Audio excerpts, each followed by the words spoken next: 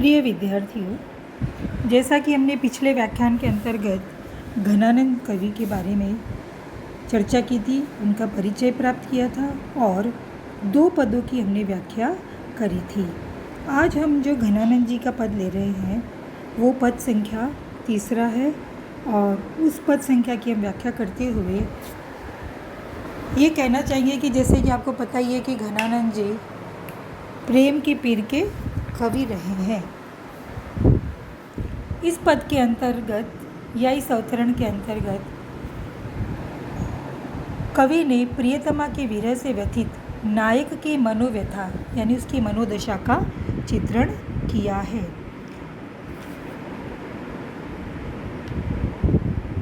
जो हमारा पद है वो है आँखिन मुदी बो बात दिखावत, सोवती जागती बात ही पेखी ले। नायिका को लक्ष्य कर नायक अथवा कवि अपनी विवशता एवं शिकायत को अभिव्यक्त करता है और उसे अभिव्यक्ति प्रदान करते हुए इन शब्दों का प्रयोग करता है। आंखें बंद कर लेने पर तो तुम्हारी मधुर बातों के कारण तुम्हारी याद आती रहती है। आँखिन मुदेबो, जब आँख बंद करता हूँ भी, जब आँख खुलती है, यहाँ खुली रहती है तो हमें प्रत्यक्ष भौतिक पदार्थ या बहुत सारे लोग दिखते रहते हैं, लेकिन जब आँख बंद करता हूँ तो बात दिखावत, तो तुम्हारी बातें, मधुर बातें मुझे याद आती है। परंतु मुझे सोते जागते तुम्हारा जो स्मरण होता रहता है उसको भी तुम देख लो, उसको भी तुम देख लो। सोती जागती बातें ही पेखी ले, सोते जागते जो स्मरण आता है उस बात को भी तुम देख लो। अर्थात मेरी वीर्य व्यथा और विवशता को जान लो। बात स्वरूप अनूप अरूप है, बात बहुत अच्छी, तुम्हारी मधुर बातें सरल होते हुए भी मेरे लिए अनुपम और अरूप है। इस कारण मैं चाहकर भी यदि तुम्हारी मधुर बातों को भूलना चाहूँ तो नहीं विस्मृत कर सकता, क्योंकि तुम मेरे भीतर समा गई हो और विचरती रहती हो। यानी चित्रित सी, भूलियो कहाँ तू अलेखी ही लेखी लो, कि भूला कहाँ तुझे, अलेखी बिना देखे ही देख लेता हूँ। प्रेम की पराकाष्ठा होती है जब प्रिय पास में नहीं होता, तब ऐसी प्रतीति होती है कि वो दिखाई नहीं दे रहा, लेकिन हर पल वो हमारी आंखों के अंदर मौजूद या विद्यमान रहता है। बात की बात सुबात विचारिबो, कि बात की बात अच्छी तरह से तुम इस बात को तुम अच्छी तरह से समझ लो। तुम बात बात में तुम्हारी युक्तियों पर विचार करने की जो क्षमता है उसका भी तुम अच्छी तरह से ज्ञान कर लो, ये भी इसका अर्थ है। सक्षमता सब ठोर बिसेखी ले, नैननी काननी बीच बसे हैं। भाव यह है कि प्रत्येक अच्छी बात को समझने की सक्षमता, मतलब सक्षमता होनी चाहिए। यदि ऐसी सक्षमता है तो सर्वत्र प्रिय का प्रेम भाव देखने को मिल जाता है, जो हमने अभी भी कही थी। नैननी काननी बीच बसे घन आनंद मौन बखान सु देखी ले। घनानंद कवि कहते हैं कि प्रियतम सुजान, कानों और नेत्रों के मध्य कम दूरी होते हुए भी काफ़ी अंतर है। कानों को सुना उतना सत्य नहीं होता जितना नेत्रों से देखा हुआ होता है, परंतु कानों और नेत्रों के मध्य की स्थिति प्रिय प्रणय भाव के मौन बखान की है। तुम उस अव्यक्त प्रणय भाव को अच्छी तरह से देखकर मेरी विवशता को समझने का प्रयास करो। यहाँ सुजान को लक्ष्य करके अपनी विवशता बताई गई है। प्रेम भाव में स्मृति और उद्दीप्त करने वाली बातों का चित्रण किया गया है।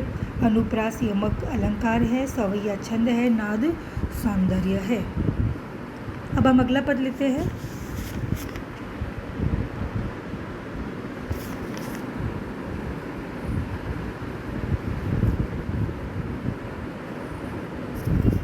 सुधी करे भूल की सुरती आई जाए।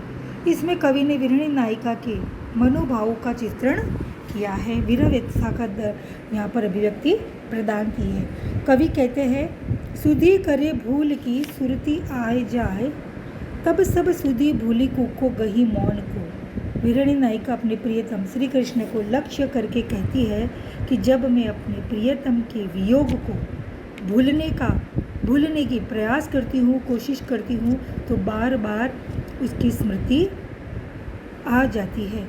ये मनोविज्ञान भी यही कहता है कि हम जिसे भूलने की कोशिश करते हैं वो बार बार हमारी स्मृतियों में हमारे सम्मुख आ जाता है। तब सब सुधि भूली कूको गही मौन को। तब फिर क्या दशा होती है मन की? जो दशा, सब सुधि भूली, जो सारी सुधि है, शुद्ध बुद्ध, उसको भूल जाती हूँ।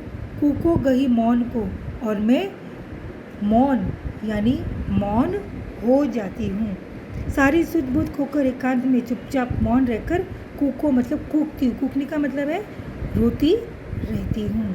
जाते सुधी भूले सो कृपा ते पायत प्यारे। इस प्रकार प्रियतम की स्मृति भी अति कष्टकारी है, ऐसा हमने इन पद में देखा। जिस उपाय से वह पूर्व स्मृति समाप्त हो जाए वह तो प्रियतम का सामीप्य पाने से ही संभव है। जाते सुधी भूली सो कृपा ते पायत प्यारे, कि जिनसे मैं अपनी स्मृति सारी सुधबुद्ध खो बैठी हूँ, वो सुधबुद्ध यानी मैं अपनी सामान्य प्रवृत्ति को, सामान्य दशा को तभी प्राप्त हो सकती हूँ जब मेरे प्राण प्रिय की कृपा प्राप्त करूँ। फूली फूली भूलो या भरोसे सुधी होन हो। कवि घनानंद कह रहे हैं कि मैं बार बार प्रियतम की पूर्ण स्मृतियों को प्रसन्नता से याद करती हूँ और इसी भरोसे पर रहती हूँ कि वे इस तरह मेरे द्वारा स्मरण किए जाते रहने से अवश्य मुझे याद करेंगे तथा मेरे समीप आएंगे। मेरी सुधी भूलई विचारिए सुरती नाथ। आगे कवि कह रहे हैं कि वर्णानुसार विरणी नायिका या गोपी कहती है कि प्रीतम श्री कृष्ण ने मेरी व्यथा को एकदम भूल गए हैं। मेरी सुधी भूले मतलब मेरे शुद्ध बुद्ध को भूल गए। विचारिए सुरतीनाथ, हे सुरतीनाथ कुछ याद करिए। चातक उमाय गण आनंद अचौन को।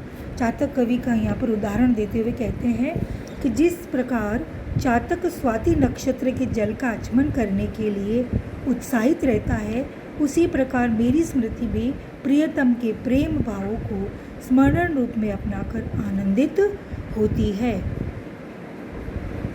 यानी चातक का उदाहरण दिया गया, ऐसी भूलों सो सुधी रावरी न भूले क्यों हूँ। इसलिए हे प्रियतम, आपको भूलने से तो इस तरह आपको स्मरण करना अच्छा है, फिर मैं क्यों आपको भूलने की चेष्टा करूं। ऐसी भूलूं सो सुधी, कि तुम्हें भूल जाऊं, उससे तो अच्छा है सुधी रावरी न भूले क्यों हूँ, कि मैं अपनी सुधबुद्धि क्यों न खो दूँ, यानी आपकी स्मृति में ही मैं क्यों न रहूँ। ताही जो बिसारो तो समारो किरी कौन को। यदि मैं आपको भूल जाऊं तो फिर मुझे कौन संभाल पाएगा।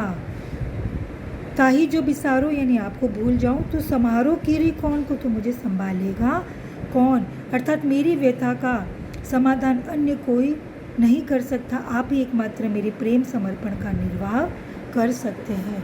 यह नायिका के स्मरण नामक वियोग दशा का चित्रण किया गया है। मनोवैज्ञानिक धरातल पर नायिका के सुधबुद्ध खो जाने और स्मृति में बने रहने की बात का बहुत सुंदर चित्रण यहाँ पर कवि ने किया है। सुधि और भूल का प्रयोग चमत्कारी है। इसमें अनुप्रास, यमक, पुनरुक्ति, प्रकाश आदि अलंकारों का प्रयोग हुआ है। नाद सौंदर्य है, भाषा ब्रज भाषा है, सवैया छंद है, कवित्व छंद है। धन्यवाद विद्यार्थियों।